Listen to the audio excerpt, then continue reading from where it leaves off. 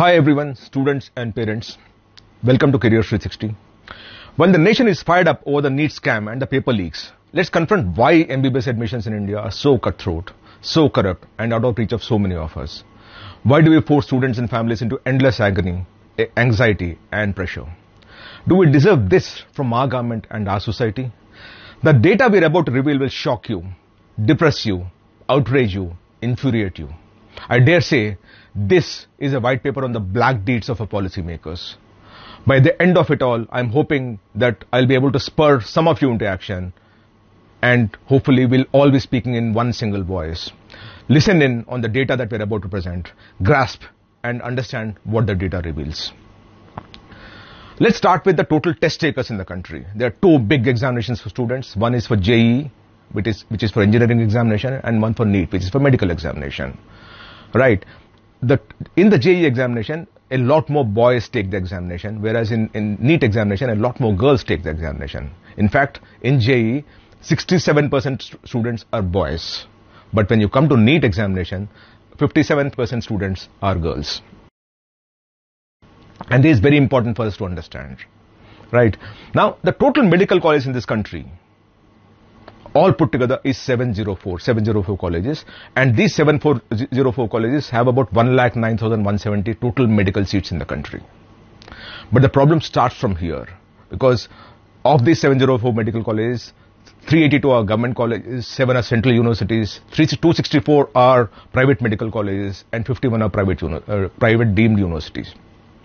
And that's where the big difference comes. Now let me show to you the fee that is charged at AIIMS Raipur. It is and I'll explain to you how the AIIMS Raipur fees works, right? At AIIMS Raipur, the fee that an Indian student who passes out on merit just pays 5856 rupees. Now let us move to the next one, which is AIIMS Jodhpur. At AIIMS Jodhpur, an Indian student just pays 5,356 rupees, and the mess fee is 36,000 rupees. So what we're dealing with is, in a year, the student pays about 45,000 rupees, all inclusive, to study at AIIMS Jodhpur. In all, if you look at the total central universities that you have in the country, there are 7 of them. The total seats that all these things, AIIMS, Raipur, Jodhpur and all those things that I've showed you, Delhi and there are many AIIMS, the total seats that they have is 1,180. The average fee per annum is just 22,979 per annum. The total average cost over the 5 years, including mess and hostel and everything, in our opinion, works out to about 3.65 lakh rupees.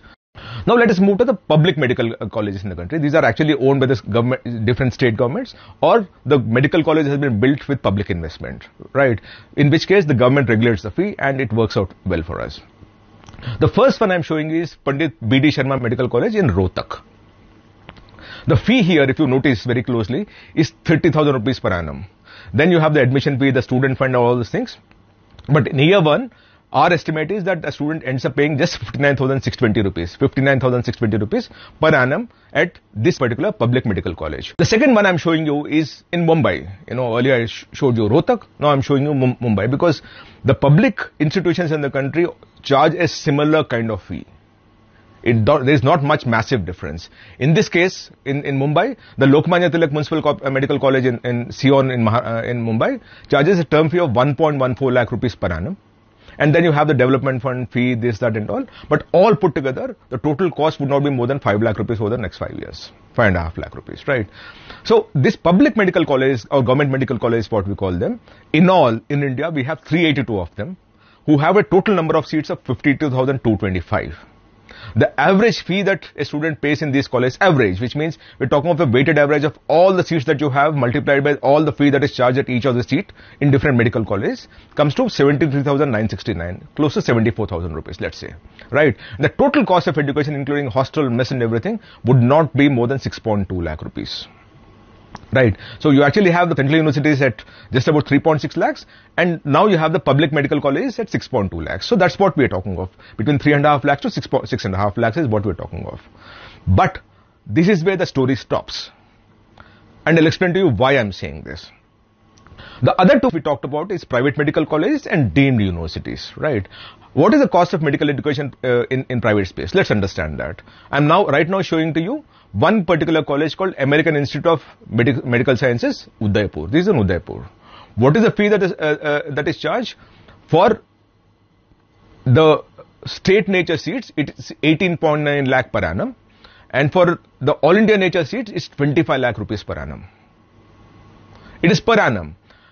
And the hostel fee is 2.1 lakh per annum extra. So at the least, a student is spending at least 21 lakh rupees between tuition fee and hostel facility, and add to that the caution money, the admission fees, the others and everything, you're actually spending about 1.25 crores over the 5 years time. And by the way, this is first year things and it will keep moving on. Some of the expenditure keeps increasing, right? So once we understand the fee structure, let's understand the overall structure of the private medical college. In India, at this point in time, we have 264 medical colleges. The total number of seats that we have is 42,515. The average fee per annum is 12.76 lakh. These excluding mess, hostel and everything, remember that? But the total cost that a student is likely to spend is close to about 78.82 lakhs or close to 80 lakh rupees. So we moved from 3.6 lakhs to 6.2 lakhs, now 80 lakhs for private medical college. And it is just begun. The problem is just begun. Let's look at the next data set. I'm now showing you deemed university, which is another fourth category of medical colleges that we have in the country. I'm showing you the fee structure of D.Y. Patil Medical College, where the fee at a merit basis is 26.5 lakh. The eligibility fee is 2 lakh. The hostel fee is 3.05 lakh per annum. And the caution money deposit is 50,000. So if you look at it, between hostel fee and the tuition fee itself, right, we're dealing with about 29.55 lakh or 30 lakh rupees. Over 5 years, a student spends 1.5 crores a year to study. 1.5 crores. Now let's look at the overall data set. The overall data set for deemed universities suggests that we actually have 51 deemed universities in the country. The total number of seats that we have is just 10,250. The average fee per annum is 20.52 lakh. 20.52 lakh. If you add the hostel, mess and everything, a student is likely to spend about 1.22 crore rupees per annum to pursue MBBS in these 10,250 seats. And that is the core of the problem. So we talked of the, very good price structures of central universities, a decent price structure of the state public medical colleges, price structure of the private medical college, and the price structure of the deemed universities in the country were very, very expensive. I'll now come to a larger issue that we have. We talked of whether NEET actually drives meritocracy. Let us understand why it's a question mark in my head, and you should also be questioning that. In 2024, you actually had 1,09,000 seats, but the total students who qualified for the examination is 13,16,000. Out of a total 24 lakh students who took the test, 13,16,000 students qualified for the test. Right? All of us have taken the examination. A typical pass percentage is 35% or 40%, right? Depending on which state you study in, it ranges at the least at 30%, but typically most of the states say you need to get at least 35% mark to pass an examination. But in the case of NEET, that standard has been lowered dramatically. In 2022, the pass percentage is 16.36%. A student who got 117 marks of a possible 720 was deemed to have been qualified. In 2023, the pass percentage, the qualification percentage is 137 on a possible 720. Remember, this year, 67 students got 720 on 720. But in this particular case, in 2023, 137 is the pass qualification mark in NEET, which is 19% marks of that is possible, right? 137 on 720, which is 19% marks. And over the last 6 years, when you look at data, the qualification percentage is hovering around 20%. So for NEET or for National Medical Commission, which conducts this examination through NTA, the pass qualification percentage is not 35% that you and I are used to, but 20%. But why do they do that? They only have 1 lakh seats. Why do they need 13 lakh students to qualify? Why can't they limit themselves to 5 lakh students being qualified? Because of the 5 lakh, for sure 1 lakh will claim the seat, right? No, they don't. They don't, because when the fee is 1 crore, 1.25 crore, 1.5 crore, many of the students fall apart. The seats that you have in private universities and deemed universities are typically what I call a reservation for the rich. You talk of meritocracy, let's talk of meritocracy. And these 55,000 seats that are there in private medical colleges and deemed universities, because the fee is 80 lakhs and above, not more than 2% of India can actually afford that. The other 98%, even if they get a good score and can get into it, someone would have got 500 marks, but will still not prefer a private medical college, which goes to a student who got 110 marks, 120 marks, because those guys can afford it, and this student who got 500 out of 720 cannot afford it. Let me explain to you with data again. I'm now talking of the cutoffs that we have for deemed private universities, right? In ACS Medical College in Chennai, a student who got 137 marks of a possible 720 with a rank of 10,12,392 got a seat. And this, I'm talking of 2023 data, just be clear about it. 2024, the counseling has not even started.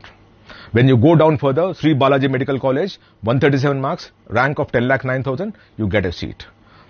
Arupadai Vidu Medical College in Puducherry, 10,05,000, 138 marks, you get a seat. You further keep going down. At 110 marks also, you actually get a seat in Pondicherry when the rank is 11,91,412. 11,91,412, which means when you only have 1,06,000 seats in 2023, a student who got 11,91,000 also could claim on an MBBS seat. And the data that I'm showing is from the NMC website, where they actually show the entire counseling data and what are the last cutoff in each of the colleges. The entire problem doesn't stop here. You know, we talked of the fee structures and all, but it's just, again, I'm saying it is just the tip of the iceberg. I'll now move to the NRF fees that is, charged by some of these colleges. In Bharati Vidyapit Medical College, the fee for an NRI student per annum is $85,050. $85,050. If you multiply by 5, the student is likely to pay $4.25 lakh, which is 4 crore rupees. Let's look at another college also, just to put this in perspective. I'm now showing you the cost sheet for the Sri Balaji Medical College and Hospital in Chennai. What is the fee that NRIs pay? It is $60,000 per annum. 60,000, which means over 5 years they pay $300,000, which is the fee itself is 2.5 crore rupees. So essentially what we're dealing with is the NRI fee is between 3 and 4 crore rupees, and that is what many of the medical colleges have. And what does it lead to? It leads to massive question mark on the merit of these students, right? So the thing is, because of this kind of a inflated pricing that you have, the merit falls. In Bharati Vidyapit, the NEET score of an NRI student who got 140 and a rank of 9.96 lakh has got a seat. In Deemed University, again, a score of 121 on 720 with a rank of 11,10,592 got a seat. And if you look at the merit now, you also have a student in, there's a college called Institute of Medical Sciences and SUM Hospital, Bhubaneswar, Orissa, right? In this Orissa-based college, a student who got 107 marks on a possible 720, which means we're dealing with a percentage which is just about 14%, if I'm not wrong, with a rank of 12,15,000, got a seat. So every time when you increase the price of the course, your merit actually is falling. And that you can see every single time. And that seems to be happening only in private medical colleges, because public medical colleges, students are willing to take it because they can afford it. In private, it's not about what is the rank, whether you get it by the rank. It's not just the rank. The biggest filter here is, can you afford to pay the fee, which is between 80 lakh and 1.5 crore, and at NRI at 4 crores. And that is a bigger problem that we are dealing with. I'll show you with the next slide something else which is more important. When you drive these things, when the fee in public education is about, between 3.5 lakh to 6.5 lakh, and in private education between 80 lakh and 1.5 crore, students who cannot, afford the private medical college and cannot get into the public medical college, they fall into the trap of studying or pursuing MBBS abroad. And it's creating a bigger problem for this country. You have heard a lot of these stories about what happened to the students who studied in Ukraine and who came back to India and didn't know what to do about it. It continues to happen in Russia recently, Georgia, most of the CIS countries, Philippines, China. Most of our Indian students started looking at options to pursue MBBS outside of the country because private education is outside their reach, and public education, they don't have the merit. And when you get into that situation, last year in 2023, the number of students who, and by the way, people who go abroad to pursue MBBS, when they come back to India, have to pass an examination called FMGA, which is Foreign Medical Graduate Examination. And this examination, there are a lot of students who are now appearing for that. In fact, in 2023, the number of students who appeared for FMGE was 62,077, 62077. And in our estimate, the number of students who pursued MBBS in India and were appearing for a similar examination in 2023, which is the MBBS India examination, was 63,250, because in 2018, which is the passing out batch for 2023, the total seats that were available was 63,250. So we now have a situation where the number of students who are studying abroad for MBBS and the number of students studying in India for MBBS is almost similar.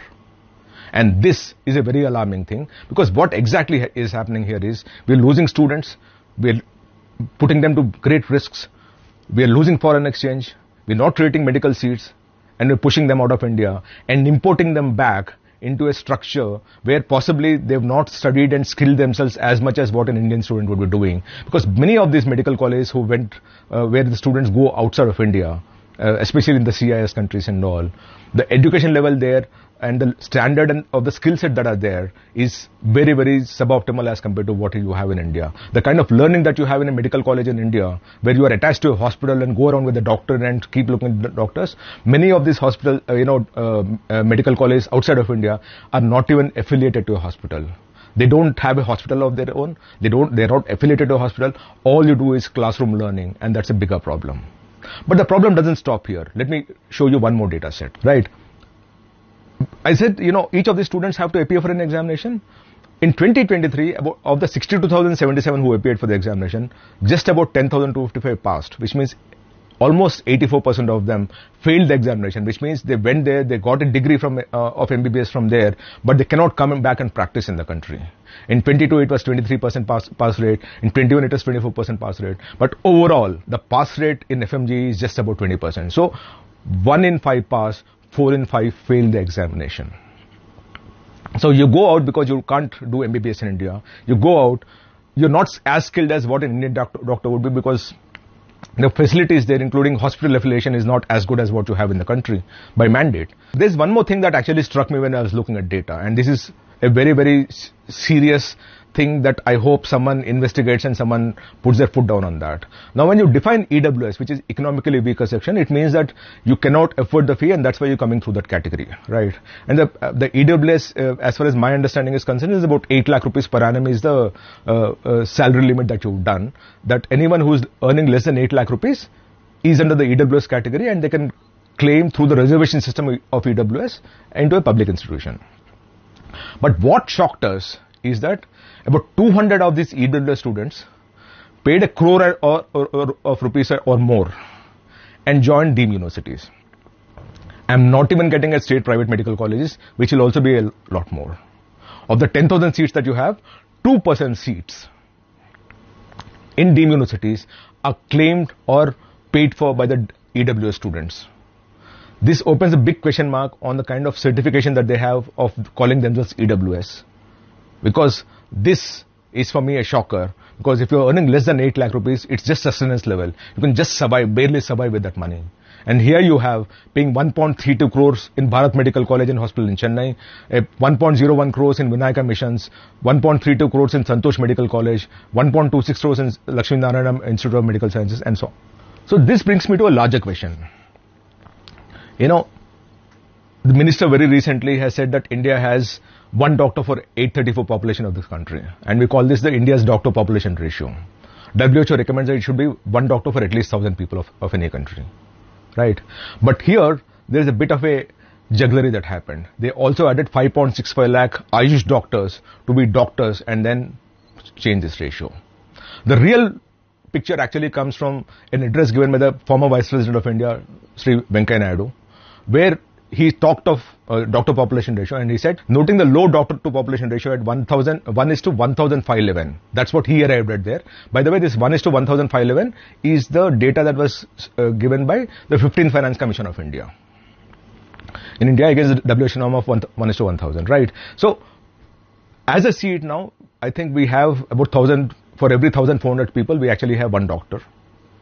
Give or take 100 plus or minus, right?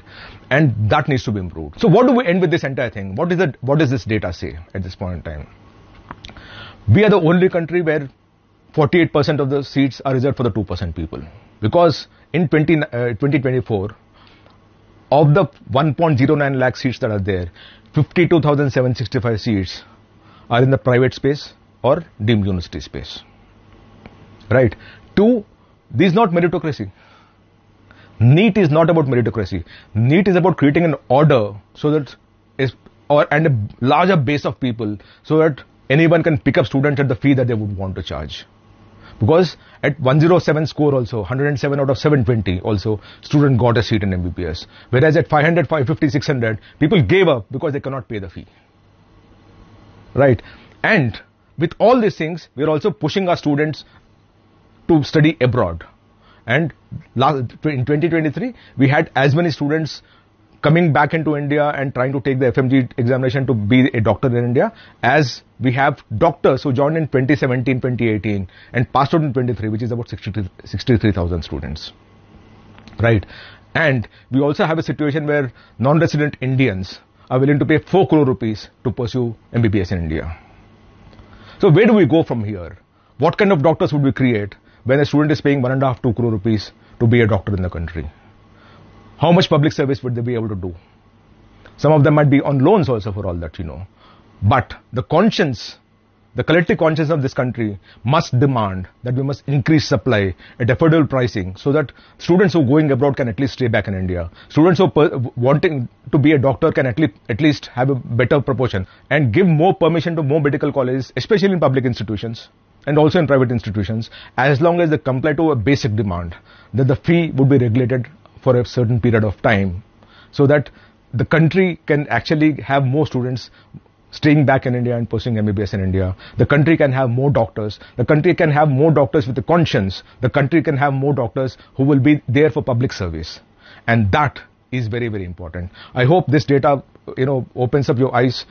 I hope this data will speak to you and tell you what is wrong with the medical education in the country. I hope this white paper on the black deeds of the policymakers is corrected as soon as possible. Thank you so much.